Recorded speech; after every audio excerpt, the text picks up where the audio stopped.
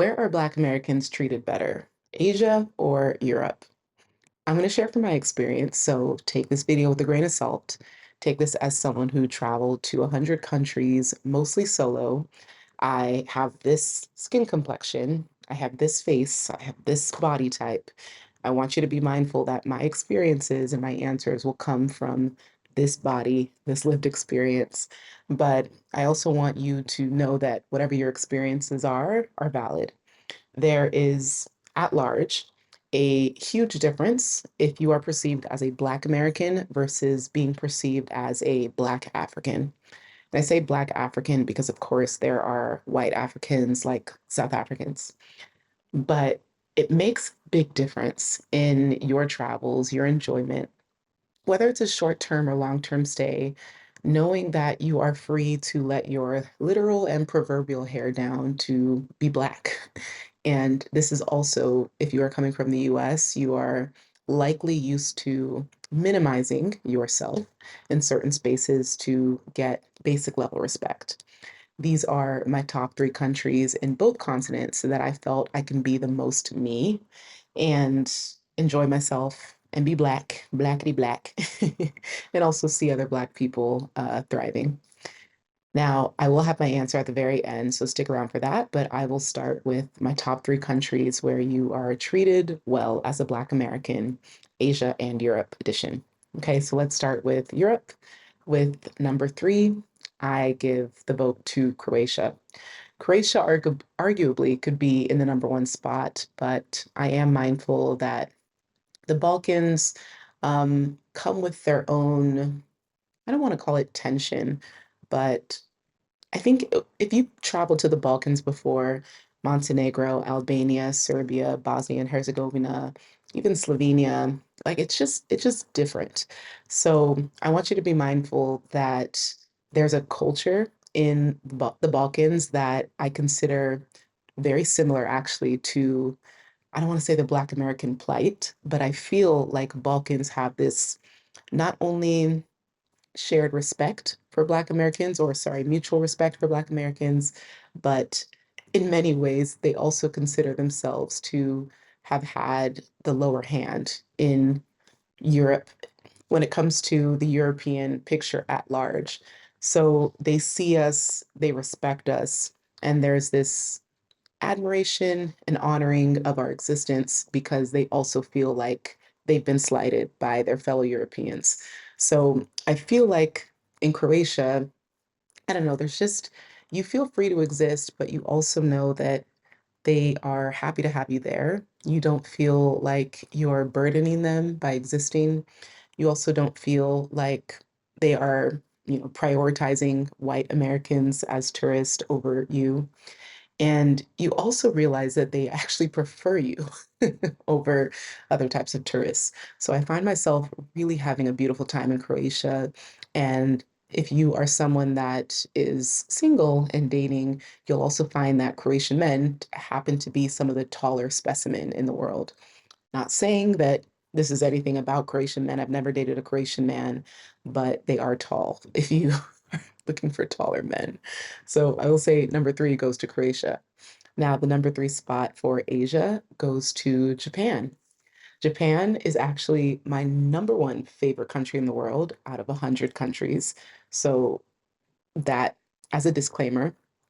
However, being Black there, I know from, I guess, secondhand experience from my friends that are Black Japanese, yeah, half Black, half Japanese, or they have been living in Japan as an expat for numerous years, like well over a decade, and they never fully feel like they'll ever be integrated into Japan.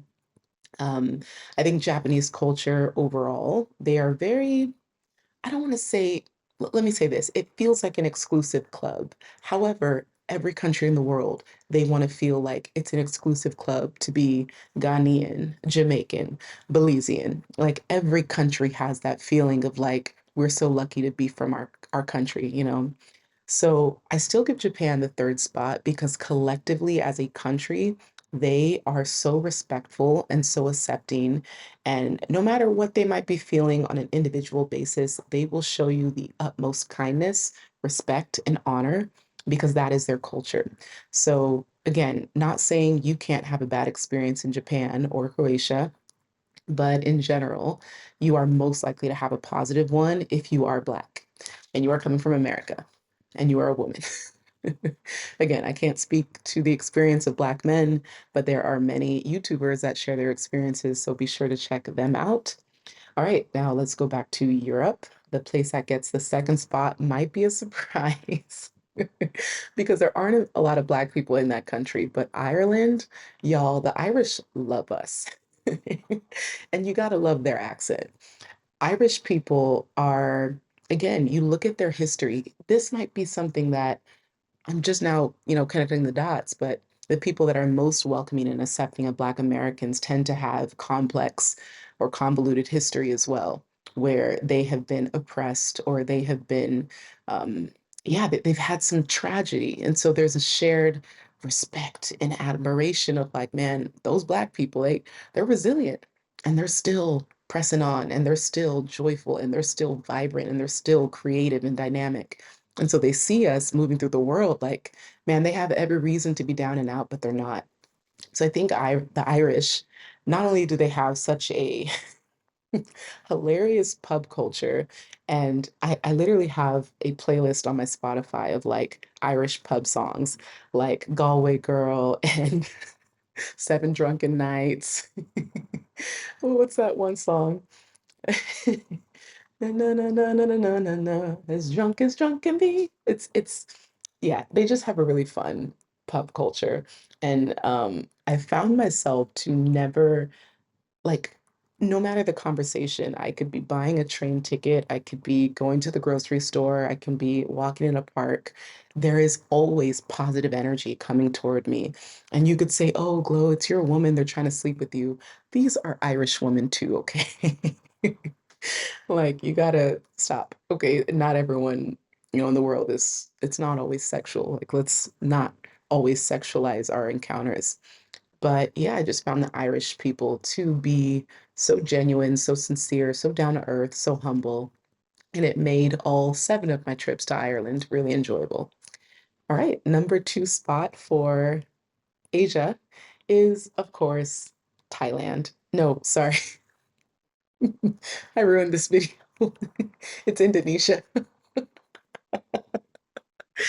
I mean, they're kind of one and the same. Okay, well, I spoiled it, but Indonesia gets number 2 because you will find so many Black people thriving in Bali specifically. I have been to 7 Indonesian islands. I don't want to misquote this, but I always know that there's a ton of islands in Indonesia, and I want to see how many are inhabited. Many islands in Indonesia because I want to give that context because 17,000 islands, 6,000 inhabited. So, and I've been to 7. So I still have a lot of the country to explore. But just know in the 44 visits to Bali, every time I feel so welcomed, I feel so hugged, I feel so cherished, I feel so whole. I feel so grounded. I feel so rested. I feel so relaxed. It's mm, my goodness. It's like oxygen to your nervous system. It's like a breath of fresh air to your soul. It's all the things. I'm at a loss for words because that's how much this country has made me speechless. And I find myself returning there every year, multiple times, because very few places in the world can give me the feeling that Bali does. And oftentimes I don't post when I'm in Bali, funny enough, because the island is now so popular. I go there for my own reasons. Yes, I can host events there, but sometimes I just go there for myself to escape or to rest. And I notice that anytime I post and people know that I'm there at the same time as them, they want to meet up. And I'm most of the time in Bali to be with myself, to isolate. And so I don't always share when I go there so that I can just truly be present. So Bali is a great place for that. All right, the number 2, no, the number 1 place in Europe, which probably isn't a surprise, but I give that spot to Portugal. And I see this thing is like falling off. We're just gonna gonna place my crown right back. Yeah, so I give it to Portugal. Of course, there's many expats there, and I say this with a grain of salt to be mindful of how the mass migration affects local Portuguese people. But I actually found Porto to be more enjoyable than Lisbon. I love Lisbon. The airport has some work, but I found Portugal overall to just be enjoyable. And while many Portuguese people don't speak English, I found myself struggling with my Portuguese. Eu não falo português, but I did my best. And no matter what, if we're charading our way through a conversation or just in directions or any type of interaction, it's always joyful. And I find Portuguese people have mastered living presently, slowing down, being in the moment. They are never in a rush. That could be the best and worst thing, depending on what you're trying to get done, but I can respect that. And so that I think that whether it's a cultural thing, there's something that that does for you as a visitor or an expat. And I think it's beautiful. Just the fact that I always feel welcome there. I always feel celebrated. I always feel like there's a pocket or a corner or a place that I can go to just uh, be with myself or be with locals or be in community. So I find Portugal and Portuguese people to have done a really great job of not only being proud of their country, but sharing that pride with others in a way that's very wholesome and inviting. Okay. And the number one spot in Asia is Thailand. So, of course, it is a big reason why I decided to move here. When I think about my first visit in 2015 and 10 years later to now, so much has changed in my life, but I recognize Bangkok or Thailand is the only country where I feel like it matches my vision, my creativity, my hustle, my ambition, my charm, my charisma, my energy, all the things at the same time. It's also very welcoming to my spirit. I never feel out of place in Thailand, even as a Black person, even when I'm the only Black person in a room. There's something about Thai people where they see you for you, and it's weird to say this as well, but you almost forget you're Black in certain contexts, which is a completely opposite experience of being in the US, where you are constantly reminded of your Blackness because you feel minimized, you feel disregarded, you feel neglected, you feel abandoned. And it's different because here you feel like everyone else, but you're Black. So your Blackness isn't like disregarded, it's just not a big deal. And Black people need that. Black people need to be reminded that we can be proud of our Blackness and it not rule everything that we do in this world because we're used to having to shield ourselves from the ways that people treat us for our Blackness. But in Thailand, it's like it could be a badge of honor or it could be nothing at all. But Thai people don't look at our Blackness as a threat. They don't look at it as something to gawk at or to stare at or to poke at or to mimic. It just is what it is. And so I appreciate that so much. And the last thing I want to say is this: being Black is a very complex experience. And so I hope in making this video, I am not disregarding or shaming you for feeling any type of way in any of these countries. And I want you to know more than anything, I made this video, one, to answer your questions from previous videos, but to also remind you that there is another way to move through this world. I had to really work on my bitterness and I had to really work on the world not making me hard. And if Black people, here's one thing that I had to realize. Like the world, the US is lucky that Black people just want equality, not revenge. We have every right to demand and to be righteous, to have righteous anger. But if we're only demanding justice and equality, and that's not, or that's asking for too much, at what point do you just surrender? Not in a way where you're giving up on the fight, because we do need people always advancing the movement and the cause, but you recognize, what is this costing me? at this point in my life. My health, my mental health, my wellness, spiritual well-being, my own career advancement, my own happiness, my own sense of fulfillment, my own sense of peace. In 2020, when I dedicated my Instagram to racial reconciliation, I gained about 200,000 followers on Instagram in a span of about 10 days.